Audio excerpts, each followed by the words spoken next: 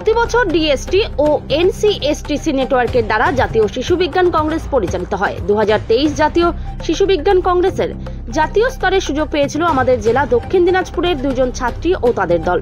প্রথম আত্রেই ডি.এ. ভীর ঐশিকা নাথ এবং শুভশ্রী সিংহ রায়, দ্বিতীয় টেকনো ইন্ডিয়া গ্রুপ পাবলিক স্কুলের ঐন্দ্রী পাল এবং Ayush Saha. National children science কংগ্রেসে চান্স পেয়েছি। এটা ডিস্ট্রিক্ট লেভেল থেকে স্টেট লেভেল, সেখান থেকে ন্যাশনাল লেভেলে যায়।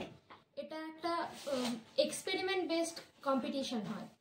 এখানে অনেক ইয়েরাই পার্টিসিপেট করে, তো এগুলো রিসার্চ বেসড হয় জেনারেলি। কতটা উপকৃত হচ্ছ তোমরা?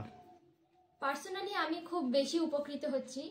এতে আমাদের পড়াশোনার পাশাপাশি যেমন কাজে তো লাগছেই, তার সাথে অনেক রকম আমরা অনেক কিছু ফেস করার তার জন্য সলিউশন বার করতে পারি। এটা মেইন যে বেনিফিটটা হচ্ছে।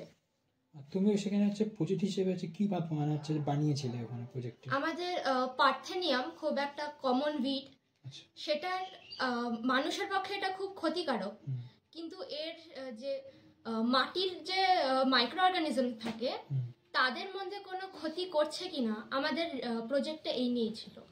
কতটা উপকৃত হবা তোমরা কি নিয়ে?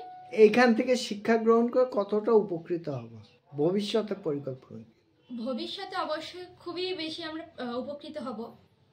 যেমন আমি বললাম যে এতে আমার পাবলিকের সাথে যে কমিউনিকেশনটা, এটা আমার খুব ইজি হয়ে যাচ্ছে। আর তার সাথে যে কোনো প্রবলেম খুব তাড়াতাড়ি আমি সলভ করতে পারছি। আর তাছাড়াও এটার সার্টিফিকেট আমার যে কোনো ইনস্টিটিউশনে খুব কাজে লাগে। হঠাৎ করে হচ্ছে যে পার্থেনিয়ামের চিন্তা ভাবনা কেন এলো মাথাতে? এটা আমাদের বালুরঘাট অঞ্চলে খুবই মানে যেখানে সেখানে দেখা যায়, খুব কমন একটা জিনিস।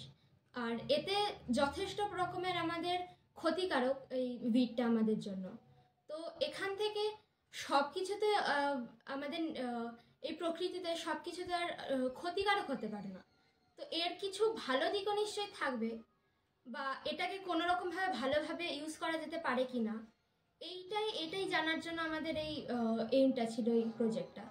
তোমার হচ্ছে যে পার্থেনিয়ামটা ওখানে ডিসপ্লেমেন্ট করার পর সেখান থেকে ওনারা ওখানে কি বলছেন?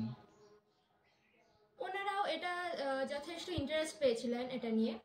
আর কিছু ক্ষেত্রে আমাদের দেখা গেছে যে যে মাটিতে যে মাইক্রো অর্গানিজমগুলো থাকে এদের কোনো রকম ক্ষতি এরা করে না। তো কিছু কিছু ক্ষেত্রে এরা যে কোনো রকম ভবিষ্যতে এরকম হতে পারে যে আমাদের ম্যানিউর তৈরি করতে এটা কাজে লাগবে। পরবর্তী পরিকল্পনা কি আছে তোমাদের? আমরা আপাতত ব্যাকটেরিয়াল কলোনিগুলোকে আইডেন্টিফাই করতে পেরেছি। এরপর আমরা ফাঙ্গাল কলোনিগুলোকে বার করার চেষ্টা করব। আর তাছাড়াও এদের আরও জেনাসগুলো বার করার চেষ্টা করব, এবং যেটা সবচেয়ে বেশি আমরা চেষ্টা করব সেটা হলো এটাকে কি করে আমরা বায়োলজিক্যাল কন্ট্রোল করতে পারি ন্যাচারাল ওয়েতে। তোমার নামটা বলবে? তোমার নাম? বিজ্ঞান কংগ্রেস মূলত প্রজেক্টের উপরে এই কংগ্রেসটা হয়, মানে প্রতিযোগিতাটা হয়। এখানটাতে বাচ্চারা বিভিন্ন বিষয় নিয়ে আর কি কাজ করে, প্রজেক্টের মতো অনেকটা রিসার্চ ওয়ার্কের মতো কাজ করে।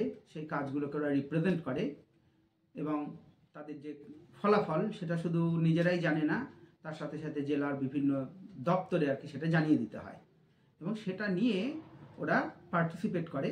ওদের রেজাল্ট কী পেয়েছে না পেয়েছে রিসার্চ ওয়ার্কে, সেগুলো নিয়ে ওরা কাজ করে ওরা এটাকে পার্টিসিপেট করবে। এবং সেক্ষেত্রে জেলা স্তর থেকে রাজ্য স্তর থেকে একেবারে কেন্দ্রীয় স্তর অর্থাৎ ন্যাশনাল লেভেল যেটাকে বলছে, জাতীয় স্তরে ওরা সুযোগ পেয়েছে।